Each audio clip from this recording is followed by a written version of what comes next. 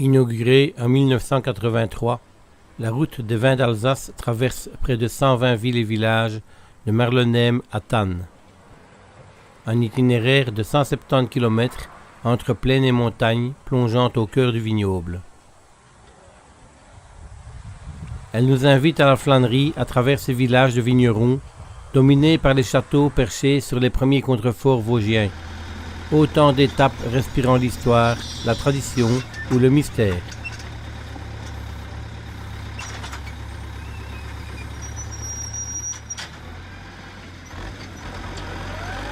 Entourée de vignes, la petite cité d'Amersfoort est la plus vaste commune viticole de la région de Colmar.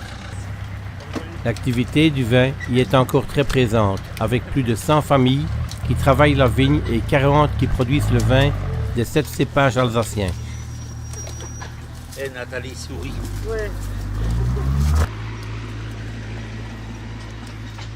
Qu'est-ce qui se passe avec la grêle, dites-moi? Quelle grêle? La grêle qu'on avait il y a un mois. Oui. Donc vous avez de la grêle et les raisins? Sont desséchés, bruns. Et la perte Mais la globale? perte, elle était estimée à l'époque entre 40 et 60%. Entre... Mais aujourd'hui, ça sera compensé avec le reste de la grappe. D'accord. Ce sera une bonne année cette année? Très bonne année même. Ça fait Super. chaud. Chaud, manquait un peu de pluie, mais sinon ça allait.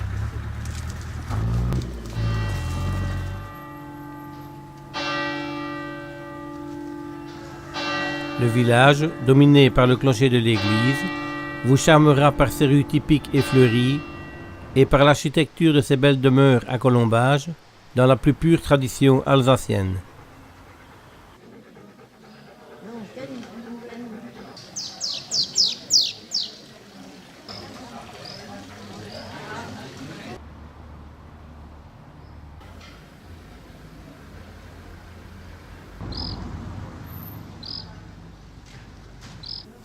Les vestiges de ces fortifications médiévales et un vignoble de qualité méritent que l'on s'y attarte le temps d'une demi-journée.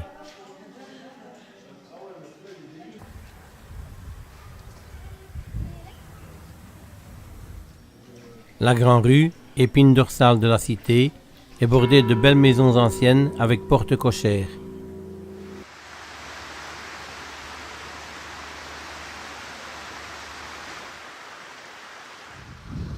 Étroitement liés à celui de vignerons, les tonneliers formaient une corporation importante. En plus de fabriquer les tonneaux, ils assistaient les vignerons lors de la vinification. Lorsqu'un acheteur de vin arrivait de l'extérieur avec son attelage, le tonnelier de service sonnait la cloche pour que le vigneron rentre des vignes. Les courtiers accompagnaient les acheteurs dans les caves.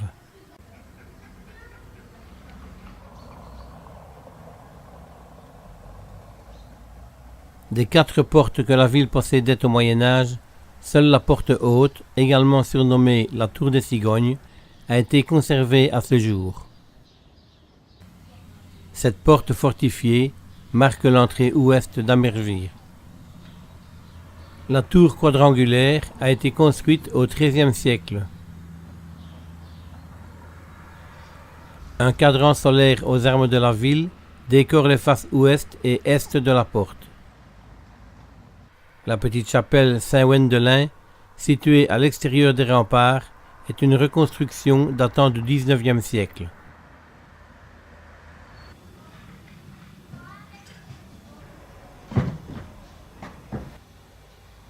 Nous sommes à Amersfoort, au domaine de Pierre Adam. Et en attendant le viticulteur qui est aux vendanges, on s'est octroyé un petit dîner sympa.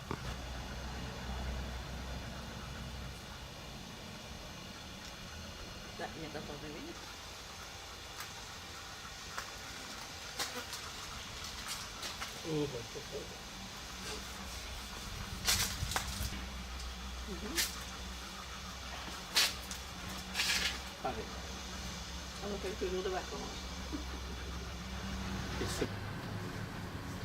Juché à 285 mètres d'altitude sur une colline en plein vignoble et très peu fréquenté par les touristes, Zellenberg allie charme et douceur de vivre avec ses maisons anciennes, ses petites rues étroites et ses fraîches fontaines.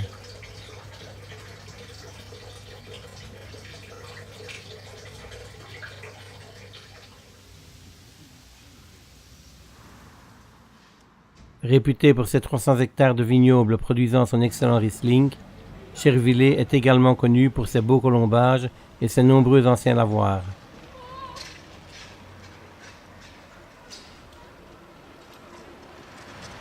Le village est traversé par la rivière Aubac qui longe les maisons à colombages et sont reliés à la rue par des petits ponts de bois ou de pierre.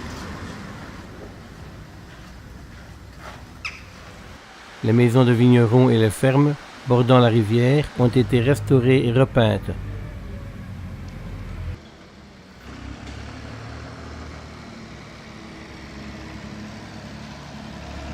Elles sont à pans de bois pour les étages et en pierre de taille pour les soubassements.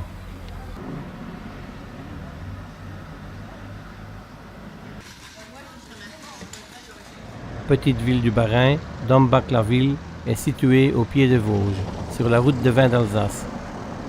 On y pénètre par l'une des 3 portes vestiges de la muraille qui subsistent par endroits.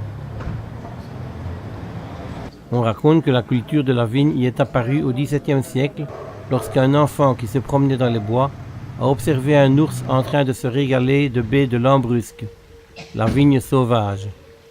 Les habitants se mirent alors à cultiver la vigne et l'ours est devenu le symbole de la ville.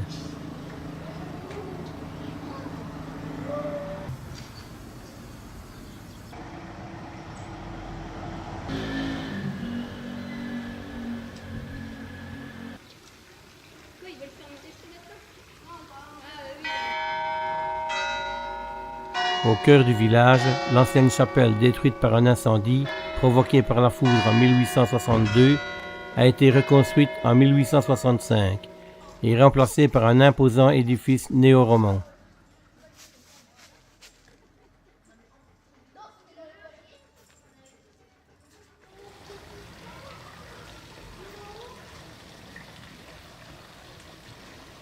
La fontaine de l'Ours comporte un bassin octogonal daté de 1543.